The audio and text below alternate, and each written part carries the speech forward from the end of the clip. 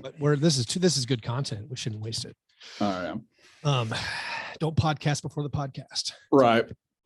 All right. Let's go.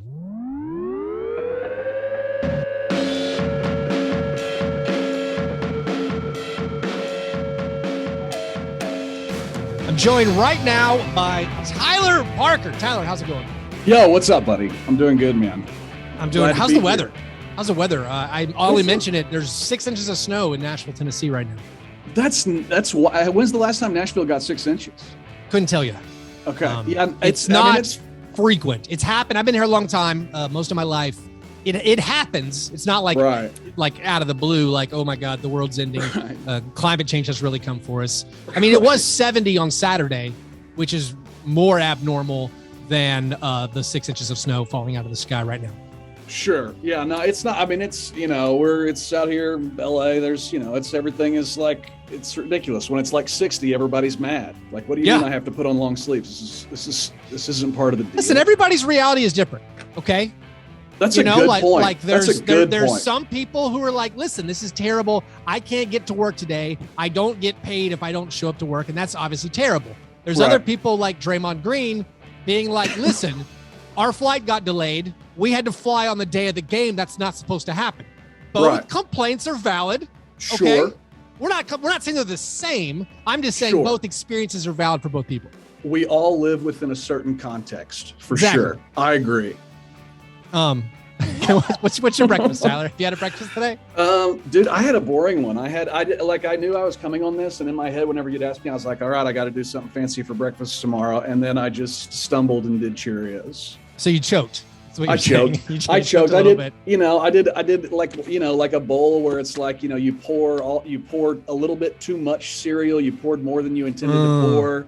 And it's like, do I really want to like dump the cereal back into the bowl? Do I want to reach in and put more cereal back into the box? Do I feel that I've like not that my eyes were too big for my stomach, but is it like, did I make a mistake, and am I going to be wasting food here? I went ahead and pushed through. I kept what I had in there, and I went ahead and ate the full bowl. So, pretty exciting morning for me. Do you frequently, when you make your Cheerios or whatever cereal it is, do you frequently like get to a point where you say like, I've had enough? Because that's literally never happened to me. I will pour a bowl of cereal and I always eat it all. It feels like I can't. I almost always think about, should I do a second bowl? Because I always clear the first one no matter what. The second bowl, sure. I'm like, you know what? I now my eyes are too big for my stomach. But I don't know if that's a personality, like a cereal thing. Right. Maybe I'm just hungry in the mornings and don't know it. But I never like pour a bowl of cereal and then don't finish it. I'm always like basically ravenous finishing it. I don't know. I pretty much always finish my bowl. It makes me feel weird pouring like the cereal out and then just see like it's honestly one of those things where it's like, dude, you're an adult. Just like nut up. Well, there's that part of it. Yeah.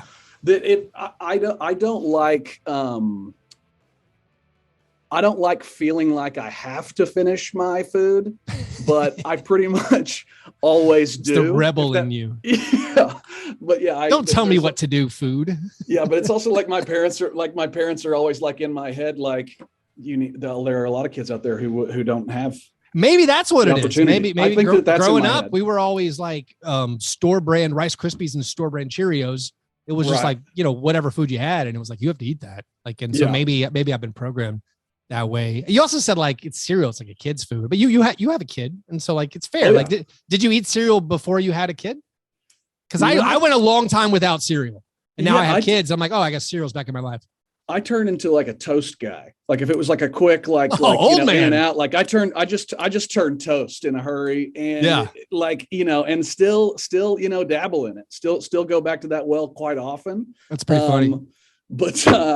But no, the girls, they like cereal. They go in like waves. Like, there'll be like a week where they're like, can we please have cereal for breakfast, please? Sure. And then it's, waffles for 2 weeks, and then, whatever else. But it's extravagant. Waffles for 2 weeks. Waffles for, that's what amazing. They want. That's what they want. Yeah. Gotcha. You gotta, it's, how old are your 7 and 4. 7-4. I got 2 of them. What do y'all have like breakfast standards that you return to, or is it just like basically every morning is basically sugar cereals, just sweet? Like we've collapsed. Like society has collapsed in the pandemic. We have collapsed in the pandemic. It's no longer like, listen, you got to have better food than that in the morning. It's now just like, oh, you'll eat it, great. Here are your tricks. Here are your whatever, your fruity pebbles. I was just thinking. Man, I was just thinking this today. I think it's amazing. All parents out there who've made it through this far into a pandemic, this far through a winter break, if your kids are school age, right. and if your kids still believe you when you threaten to take away TV. Yeah. Because there's literally no chance I'm taking away their TV time. Like, like that's absolutely never going to happen. I actually need to make sure I'm not talking too loud right now. But like you know, like the fact that that's still the most effective threat, like 2 years in. That's pretty amazing. So they're in the other room right now. Like, did you just hear we have? Yeah. Did you hear that? Can do whatever. There's nothing they can do. There's nothing they can do. Nothing that man can do to us. Oh, anyway. No, I mean, we've got like a 2.5-year-old now, and then a girl, and then one's turning 4 next month. Yeah. And like the 2.5-year-old is now getting to the point where, you know, we try like to do like the threats of like, you know, screen time or timeout or anything like that, and it's already getting to where she's just got no fear. I also think they don't, you know, it's hard to threaten a 2.5-year-old. That's the soundbite also from the episode. That's a good point to take it out. They don't normally comprehend. Let's get to basketball. Might as well. I had you on. I wanted to talk to you about the rookies. I know you've got your Thunder team has like 7 rookies. But I thought it'd be hard because there's a few obvious big rookies who are going to make the All-NBA team no matter what. And then I thought actually trying to figure out these first and second teams might be a tiny bit difficult. So I wanted to get your opinion to weigh in on some of these. Just who should be right now, you know, January 6th. Looking at the NBA, which players should be on an all-rookie team if it came out right now? So we're not going to be controversial. I mean, Evan Mobley, Scotty Barnes, Franz Wagner, definitely there. Yeah, it would be first team all rookie, no matter what. It would be so weird if they weren't.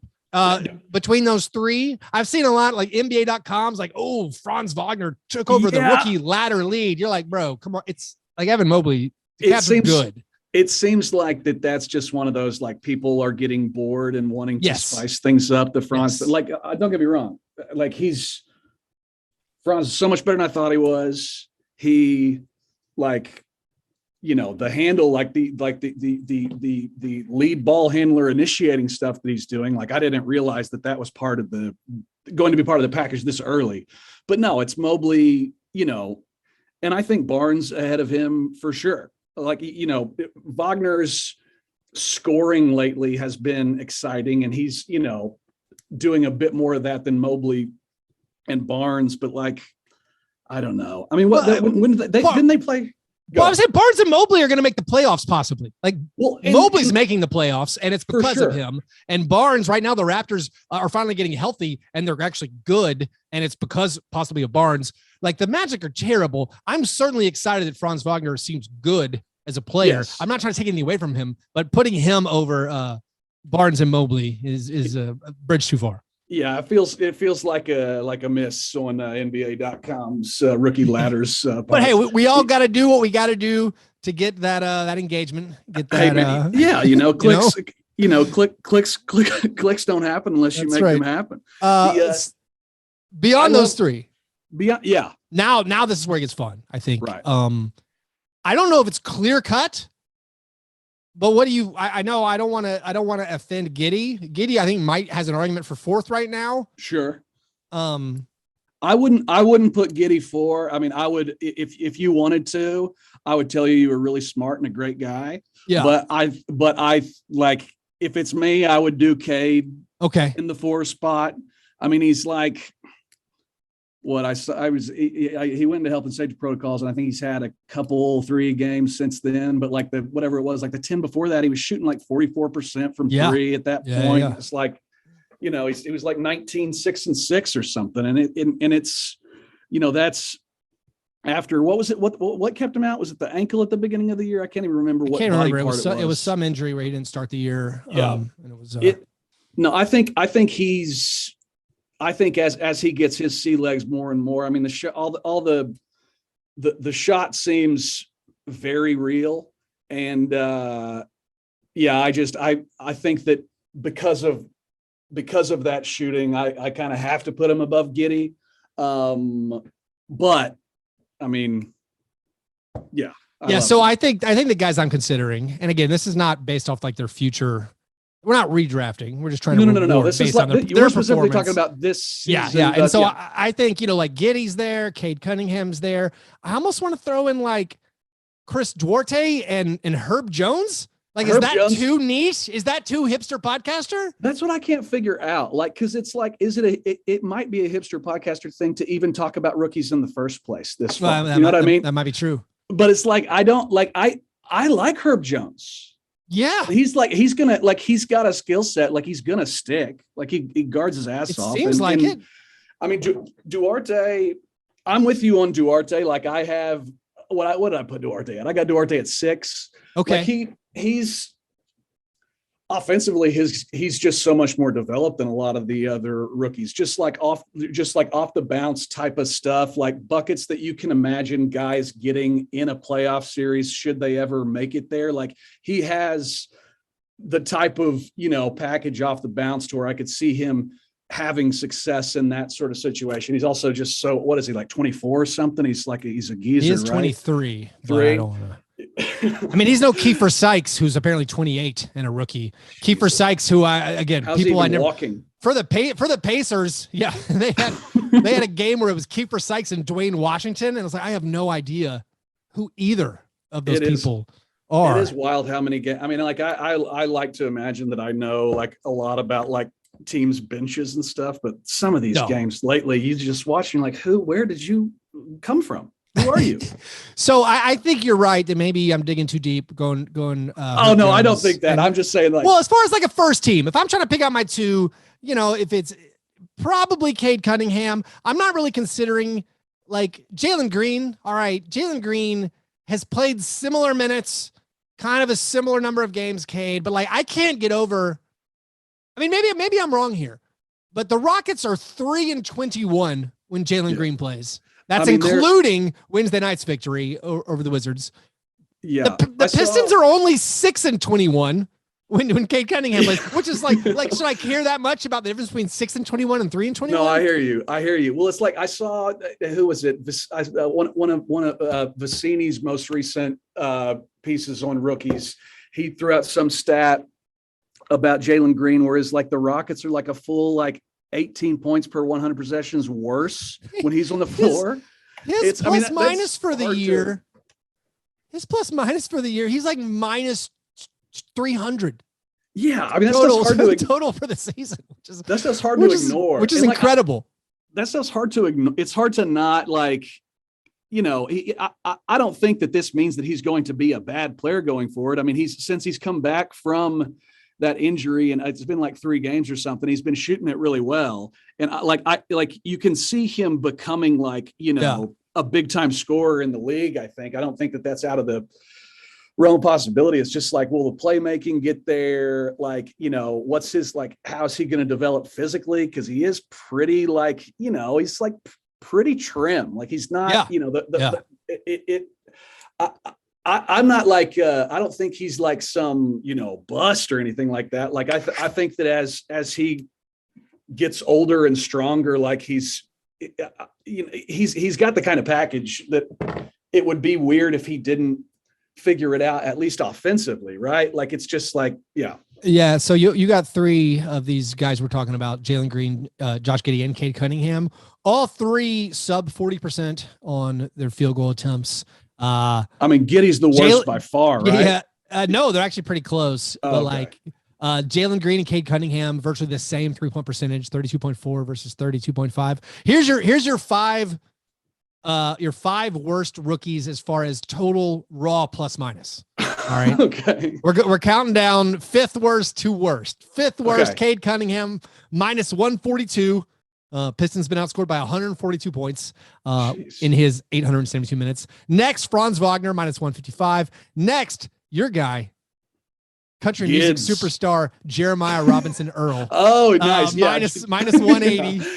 I think he was around for the 73. Oh, did he got some good run in the 73. I think he was around. Well, Giddey wasn't in that, so you might not be seeing Giddey messing around in this. Although, so Giddey dodged the 73-point drubbing by my Grizzlies. He is still second to last in plus minus 206, and then Jalen Green in 735 minutes has been outscored by 276 points. So just another. So that's a lot. What'd you say Giddey's was? Giddey's is 206 in 32 games. So like -8 per game, and Jalen Green's is 276, minus 11.6 per game. All right. You know what? I am holding that against Jalen Green. So I think the argument for Duarte on the first team is just he just gets a lot of minutes. He's played a lot of games. He gets a lot of minutes. He seems fine. He's like a pretty good guy. He's going to probably play in the league for a bit, but I think I'm going to go my first team. The 2 spots, I'm going to go Cade Cunningham and Giddey to join Wagner, Barnes, and Mobley. That's me too. And that's what you have. All right. So we're sorry, Chris Duarte. Sorry, Pacers fans. Yeah. Apologies to Indianapolis and its surrounding, suburbs. Yeah. So now we start the second team. We're really going to have to lose some people. Duarte's obviously on because he was like probably our first cut there. Oh yeah, I mean I think he's the star of the second team. I think he's really he's really leading the charge there. Yeah. All right. So then who do you have? Did you have these guys ranked? I went. Well, 7th? I mean, I did, but I like it. I like. Do I think that Herb Jones is like a lot better than Şengün? No, and probably Şengün will be better than him. But right now I've got Herb Jones at 7. Okay. And then Şengün at 8. Yeah, that's fair. It like Şengün is, I mean, you want to talk about a hipster NBA doll. That's, everybody loves talking about Şengün. Man, there was a little Şengün backlash. I wasn't here for it. It was interesting. Yeah, I didn't like. If you make 1 trick shot per game, don't tell me not to enjoy that. All right. Like, why would you say, like, why is everybody so interested in Şengün? Man, he threw a behind the back pass between a guy's legs. Like that, man. Yeah. I'm in. That's all it takes. I'm all for any player who's like trying to keep things fun, like trying to keep me engaged. I'm all for it. He's so bad defensively. It's just nuts. Like, it's like, they're basically they're basically different. They're like Jones and Şengün are like each other's opposite, right? Like it's like and I don't think it's, I think probably Şengün will be better than Jones, at some point. Certainly. But yeah, right now, based off what they've done so far, I mean, Şengün's averaging, he's, you see some Rockets fans and other media personalities talk about like, why is Şengün only playing 18 minutes a game? What the hell? You're terrible. He's young, play him. He can't stay on the floor because he fouls so much. No, that's fair. I mean, whatever it was. I saw someone somewhere. He's like averaging like 6 fouls per 36 minutes. I think it said he does. He does lead all rookies in fouls per game. In 18 minutes. So congratulations. That's nuts, right? Like So yeah, I mean, I think like defensively, there are a lot of concerns. Like maybe they get. They're going to get a high pick again this year. Maybe they get Chet or something like that. And then you put Şengün at the 4, or you put Şengün at the 5. And you put him at the 4 on offense, at the 5 on defense, and then just kind of flip that with Chet. And Chet can kind of, try to keep things, copacetic or whatever. But yeah, it's just seems like a lot to worry about with Şengün. Yeah. Defensively. I think just the 10 minutes per game more that Herb Jones is playing. Right. Yeah. You got it. I like Herb, man. So like, I think, Duarte and Herb Jones 6-7. I can't decide even if Şengün's going to make mine. I'm considering I think Davion Mitchell, like he has a role on a team, know, and like, and he's doing what he's shutting guys down. He's doing the off night like we thought he was going to. So like I think I have Davion Mitchell like definitely on my second team. Do you have what's your and I'm gonna pronounce it wrong? Is it Dosunmu? Dosunmu. So like Ayo Dosunmu, like I haven't seen a ton of his time because a lot of times I turn the channel when DeMar DeRozan checks out. Sure. Like the Bulls are fun to watch. By the way, congrats to DeMar DeRozan for having twice so awesome. the number of All-Star votes as Zach LaVine. I don't know how is that true? Yeah, they just released the first results of the All-Star fan voting, and DeRozan leads the Eastern Conference guards with 1.4 million votes. Zach LaVine has 700,000. Like, how did that happen? Is he getting? It's like is all of Canada voting for DeMar DeRozan? Like, I don't. Yeah, what's that? He's probably getting that Raptor bump still. A little left up the Raptor bump. I don't know. That makes me feel bad for LaVine. LaVine's been awesome. Yeah, LaVine. They have the exact same stats. Yeah, literally, like side by side. It's once again Jalen Green, Cade Cunningham shooting numbers. Are we including Jalen Green on the second team just for he's playing? I have Jalen Green in the 9 spot. I think spot. Like he's in 9. I got him at 9. It seems fair. I don't hate it. So like Ayo Dosunmu, like his case is he's an exciting athletic guy playing on a playoff team, and he has like a little niche. Like he's playing. Yes. I can't see what his minutes per game is. Where? Oh, I got to scroll on down. He's there he is. 19 minutes per game. Right, a smidge ahead of Şengün as far as minutes per game. Got you. I know he's just like crazy. The thing you always read about Dosunmu, right, is he's like crazy long. He's got some like 7-foot wingspan or something, even though he's only however tall. Yeah, he does. He's filled in for them. I'm looking at this now. Actually, this is a number I had not. This is a player I had not considered as I'm sorting through this by wins, because Dosunmu again playing on a playoff team. Right. Austin Reeves. Okay. I had not considered mentioning Austin Reeves. The Lakers record when Austin Reeves plays, they're 15-5. Huh. Reeves has been unbelievable for that. That's a shocking number. As an Oklahoma boy, I'm a big Reeves fan. Oh, where's he from? Where'd he play? Well, he played at the University of Oklahoma for his last. Oh, yeah, and he was at Wichita State and then transferred in. But yeah, he's just like unafraid. You see him playing, and he's just like he doesn't blink. Yeah. So let's. We don't have to agree. I do. No, what this makes me want to go look. What is Reeves? He's playing 20 minutes per game and played 20 games. His shooting splits 37% from 3. He basically doesn't get to the foul line. But if you want to ignore that, if you want to round up, he's shooting 50, 37, 90 splits. He's got a positive plus minus. I guess he has to with going 15-5 in the games he plays. I hadn't considered him. I guess I'll give him an honorable mention. I think my final, I guess I need a 10th. I'm considering like a Bones Highland. I'm also considering Şengün. I hadn't put Şengün on my list. Because I'm with you. I think I'm going to go my second team, Duarte, Herb Jones. I'm going to do Davion Mitchell, Jalen Green. And then I need one more. It's tough. I'm not considering. Am I supposed to consider Aaron Wiggins?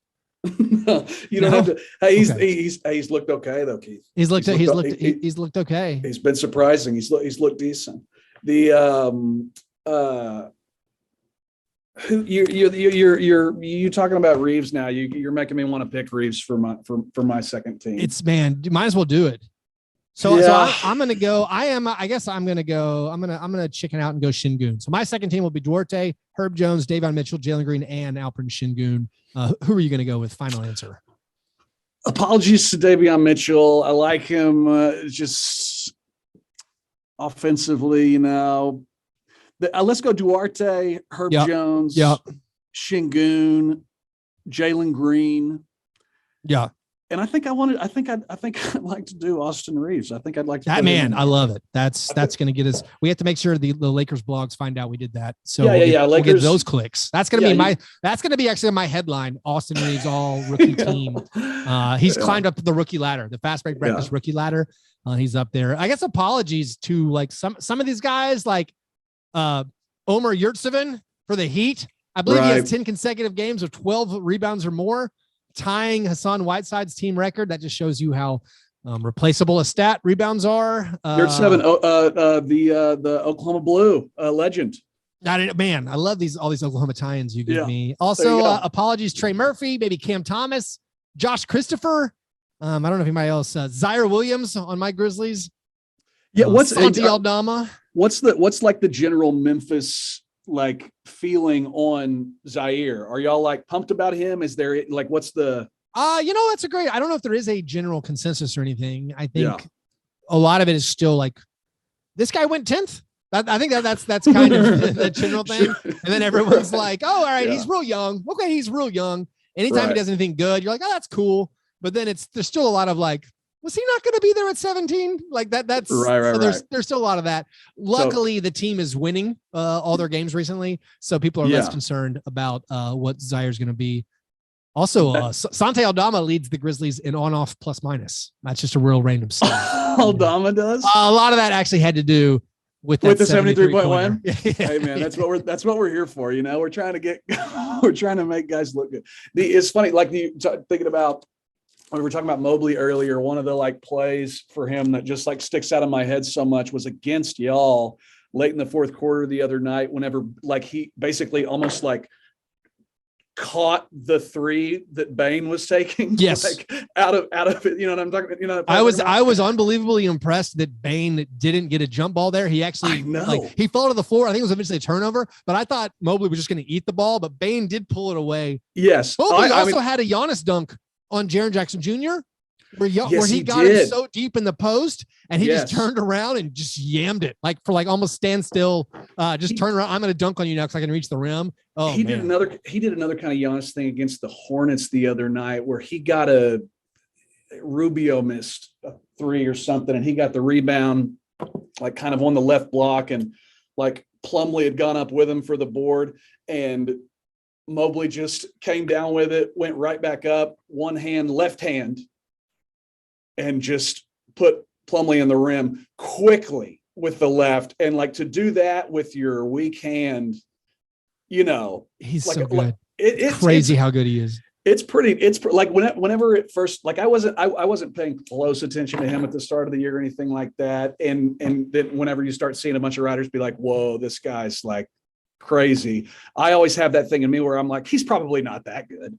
Like, you know what I mean? Like I always want to be like, nah, you guys are freaking out over it. Just calm down. He's a guy at Summer League where I saw him and was like, he was just skinny. He didn't do anything. He didn't do anything at all Summer League. You're like, oh, what's this guy doing? The story is, I don't know if this is just narrative building by whatever the team beat writers are.